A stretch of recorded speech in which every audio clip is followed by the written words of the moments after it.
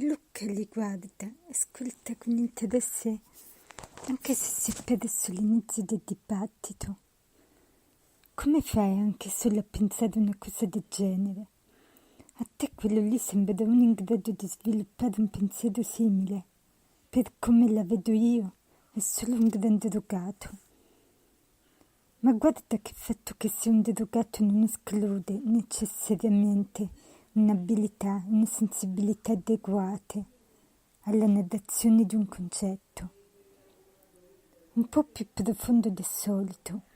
Anzi, la storia insegna che alcuni grandi autori sono stati anche grandi drogati. Ebbene, non è che sia un pensiero di chissà quale difficoltà d'argomentazione o di interpretazione o particolarmente innovativo. È il concetto stesso che sta alla base degli scioperi. Esiste da quando esistono servi e padroni. Sì, ma un autore quando scrive una canzone mette dentro un po' di sé. È chiaro che proietta il suo background su tutti i possibili ascoltatori. Quando ha scritto quel pezzo parlava di droga, non aveva altro per la testa. Te lo dico io. Figurati se ha mai alzato un dito per lavorare, quello lì. A parte che da te non mi aspettavo questa svalutazione del lavoro del cantautore. Ok, non volevo intendere questo, lo sai, però ragionando sulla tua ipotesi, de cazzo, mi sembra evidente che si faccia riferimento a una produzione materiale. Ah, vedi? È qui che casca sempre il coglioncello. Sempre a fare queste distinzioni tra lavori veri e passatempi per borghesi. Ci credo che per l'unica lettura che puoi dare a una canzone del genere è quella dei drogati, che reggono l'economia mondiale. No, guarda che non penso si parli di economia, ma semplicemente di un ipotetico mondo in cui tutti riescono a uscire dai tunnel. Un po' stile, sì, se me lo dicevi prima, di Giannacci. A parte il fatto che non si parla per forza di economia, quando si ipotizza il crollo della domanda, con una conseguente crisi. Quel pezzo di Giannacci è arrivato qualche anno più tardi. Ma io non ho mica detto che ha copiato, facevo una semplice analogia per far entrare nella tua testolina di minchia quello che sto cercando di dirti. Sì, però devi ammettere che lo sviluppo delle parole successive rinforza molto di più la mia tesi. Luca non ce la fa più e li ferma. Oh, ragazzi, a parte che non ho ancora capito di cosa cazzo state parlando e a questo punto non mi interessa neanche più. Cosa volete?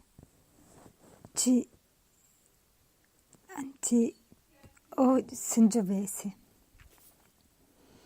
incodivocando il secondo santo d'Italia. Oh, su vino andate sempre d'accordo, eh? Merde. L'oste si volta lanciando altri improperi ai suoi avventatori e recupera la boccia dalla dispensa, mentre i due si fissano interrogativi, occhi socchiusi e bocca leggermente aperta, che non può voler dire altro che cosa cazzo stavamo dicendo? La disputa verte sul significato della canzone. Ti immagini di Rossi Vasco, contenuta nel disco Cosa succede in città del 1985, anno in cui entrambi decisero, avvelendosi per la prima volta, del dono del libero arbitrio di venire alla luce. I due in questione sono Zeno De Marchi, giovane, non giovanissimo, esponente della categoria dei cervelli rimasti, scrittore di bella presenza e per il momento poca speranza, occasionale factotum multilivello nell'evoluta civiltà dei servizi del benessere. Ed Eugenio, genio, Fontolan, suo amico storico, sia in senso anagrafico che di formazione, di mestiere professionale driver, nonché filosofo, viver e attaccabrighe per passione. Comunque, vuol dire smettere di drogarsi. Dai, ti immagini che crisi? Guarda che, anche e soprattutto perché sono sostanze illegali, dietro ci girano un sacco di soldi e di poteri occulti. Sì, come le scie chimiche e telecomandi per i terremoti, per esempio, ma va a cagare, va là.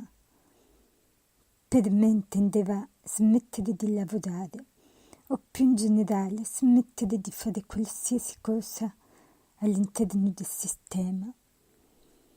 Uno sciopero globale, se ci pensi, sarebbe l'unico modo per mettere veramente in crisi i poteri forti. Smettere di pensare ai soldi come necessità, smettere di ubbidire a un capo, smettere di fare le cose che non vogliamo fare. Sì, e te lo dici, e dici che Vasco ha pensato tutte queste cose.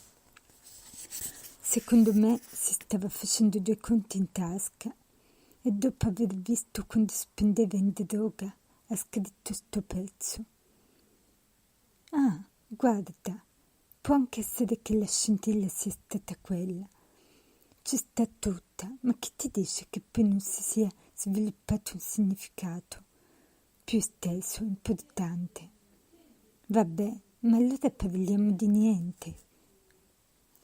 Luca nel frattempo è tornato e ha versato 2 bicchieri di San Gio. Il suo sguardo, sopracciglia alzate e bocca serrata, ha formato un leggero sorriso. È quello dell'oste che ha capito tutto. Regast, secondo me, pezzo parla di figa.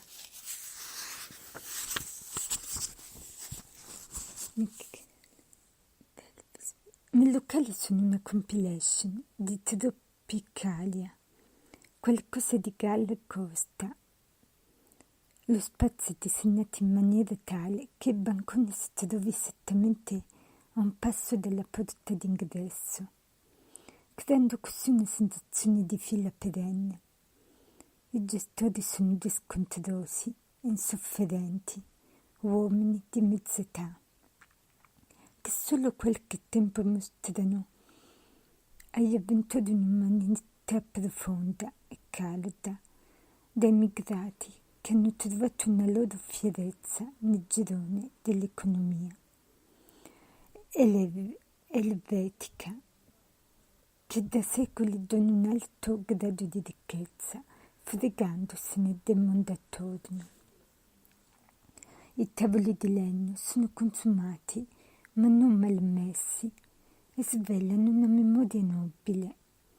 Le luci basse, poche decine di centimetri, dalle sedute, danno quel tono confidenziale che attira improvvisati filosofi, scostanti pensatori, appassionati della parola e più in generale amanti del bere a un costo stranamente sostenibile per quelle latitudini.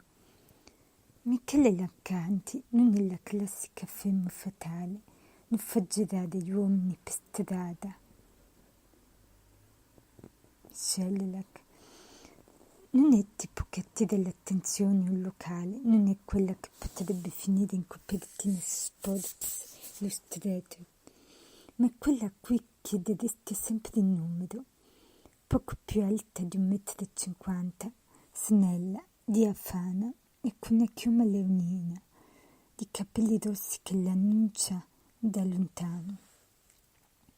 Ha scelto una vita nomade, votata a giornalismo, molte dotazioni, parecchi colleghi, contratti ridicoli e ogni volta un buon motivo per cercare altro, altrove, fino ad arrivare qui.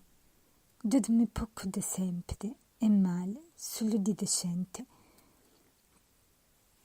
Qualche giorno prima ha viaggiato in treno per una decina di ore per raggiungere Vevi e adesso soggiorna in quello che sembra essere il peggior hotel della città.